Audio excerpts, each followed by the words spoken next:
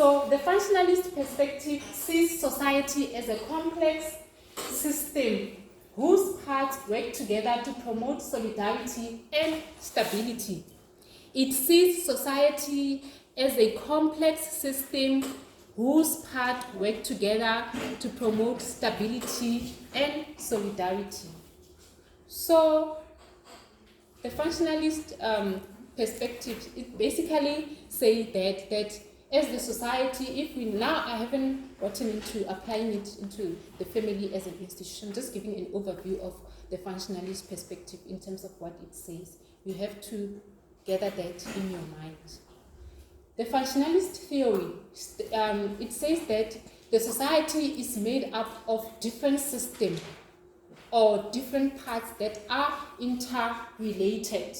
And when you're talking about those different systems or structures or different parts that are part of the societies, these are the systems or structures that we're talking about. In this case, we're talking about what? The social institutions. Remember last time I said these are not the social institutions that we have in the society, although we're looking at only these 5, the religion, education, family, politics, economy, but there are other social institutions. All of those social institutions are different systems or different structures or parts that form part of the society. And so hence the structural functionalist theory says that the society is made up of different systems, different parts, or different structures that are interrelated. And as I've indicated, all those different systems, parts, structures that are interrelated, they form or perform different purposes or fulfill different needs to individuals. We're not going to get into that for now because we're still explaining the broader overview of the functionalist perspective. So why the functionalist theory says that all those different parts or different systems are interrelating and they form part of the society and they serve different purposes for individuals' life, is because we need families in the societies and we need educational institutions, we need politics, we need government. Society cannot function without all those. They are interrelated, meaning they are connected, meaning we, us as individuals, we need those systems to be part of the society to function. We cannot function without those different systems. Hence, the functionalists are saying they are different systems and they are interrelated, and we need them in the society because they serve different purposes. Now, going further, the functionalists again, when they were trying to explain to us in terms of what is the functionalist theory, looking at the society, to make it even simpler, they gave an example with the woman body or woman organism, right? As I've indicated, that the functionalists said the society is made up of interrelated parts, which are those social institutions. To bring it home and to make it simpler for us to understand, maybe if you explain to a 5-year-old, Emil Durkheim said that if, for example, you are a human being, you have different parts in your body. Your body is more like a system with different parts. So is the society. Society, different parts, which are those different social institutions or systems. The same way with the human body, which have different parts. It has the head, different organisms, the arm, the whatever. You need all those parts in your body, right, to function. If maybe, and they are interrelated, all your parts in your body, they are interrelated. If perhaps you are not feeling well, you have a headache, you cannot function. You need yourself to be very healthy so that you can become a very productive member of the society. If you're not feeling well, that affects your entire functioning as an individual, you cannot come to class, you're not feeling well, you cannot perform your own duties as an individual, as a student, you cannot come to class or do whatever. Same with the society, as they indicated, that all those different systems or structures, they need each other. If maybe a family as an institution is collapsing, then you are an individual, you don't have a family. That's why somehow in some societies we find people that are street kids, which is what I was focusing on in my research studies. If you are from a family that is dysfunctional, maybe you have been abandoned, that's why we see street people or street kids on the street. And that, as a result, affects you as an individual because you lack that one social institution, which is a family. Now you went to the street, and that doesn't only affect you, but it also affects the entire functioning of the society. The reason why they said those parts are interrelated is because if one part collapses or there's a disruption in one system, that affects the entire functioning of the society. As an individual, you have different parts. The minute one part of you gets affected, in this case we gave an example about the headache, then that affects your entire functioning as an individual. So is the society. If one institution is collapsing, it affects the entire functioning of the society if there's any disruption.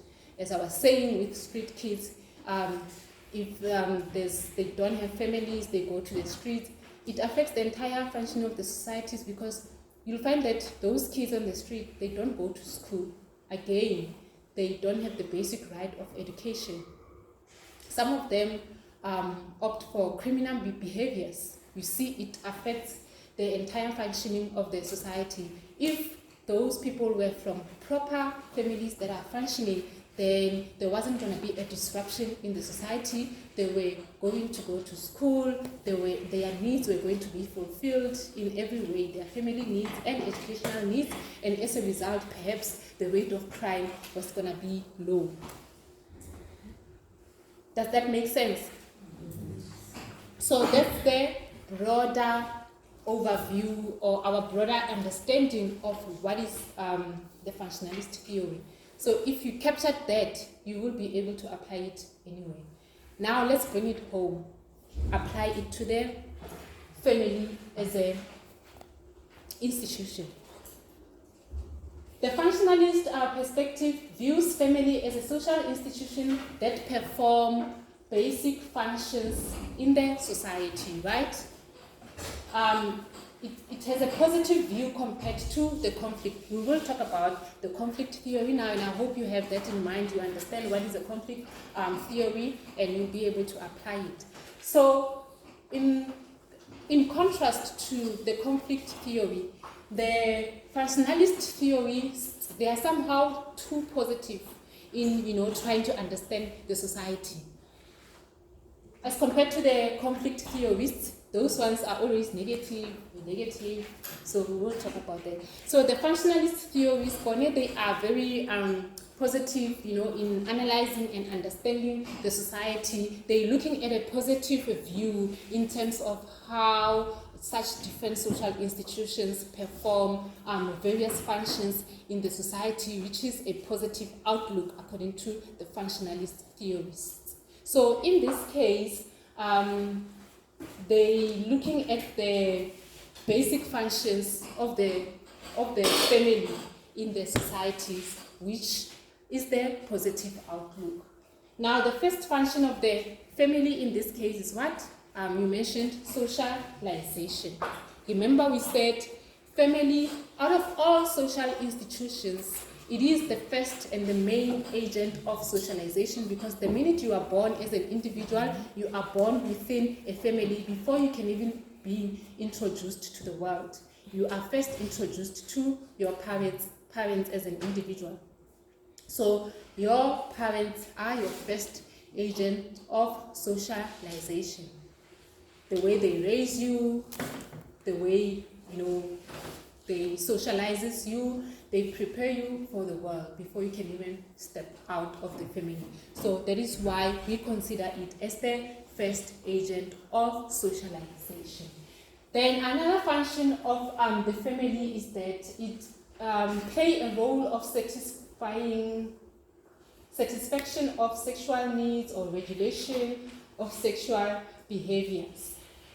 Remember last time I said that one of the functions of the family is that it regulates sexual needs or sexual behavior. I even spoke about, I don't know if it's a saying in the Bible that says sex before marriage is a sin, that if we were people that were following the word of the God, it basically says that sex is only regulated once you are married, because it is for the purpose of reproduction. We have families because the functions of families is because there is sexual regulations that is there, and as a result, people are born because members of the societies die. So when people are born, that replaces other people that die. As we go, I think maybe it's in the next semester, we'll be talking about population in terms of when the number of people is born and the other people should die to keep the population in balance. There are those theories. So this is basically what it says. Satisfaction of sexual needs, regulation of sexual behavior, replacing the member of the society who die, reproduction, protection, affection. That's the function of the family. Your parents, they protect you as an individual. You get affection from your family. The other function, caregiver, providing care and emotional support, provision of shelter. Those are the functions. And then lastly, conferring the social status. Conferring the social status. We spoke about how family confer the social status to its members, to say that one of its functions, which in this case the functionalists view that as something positive, but to the conflict theorists that is something negative, which we'll talk about now. To say that the functionalists are saying it's really a good thing, it's so nice when you are born within a family that is wealthy, because you are from a rich family. You can be able, perhaps, if we extend it, because these social institutions, they somehow relate and connect with each other. So if you are from a family whereby your social status have been conferred to you, automatically you are also rich, because you are a rich kid if you are from a wealthy family. So you got that status from your parents, and as a result, things can go smoothly for you in the society. You won't be struggling like other kids, perhaps, that are from poor families that would be struggling and applying for NSFAS yourself, even if you are not funded by NSFAS, because you are from a wealthy family, then it's fine. You can still be able to fund yourself because of the social status that you are coming from, which is good according to the functionalist theory, and it is a positive outlook.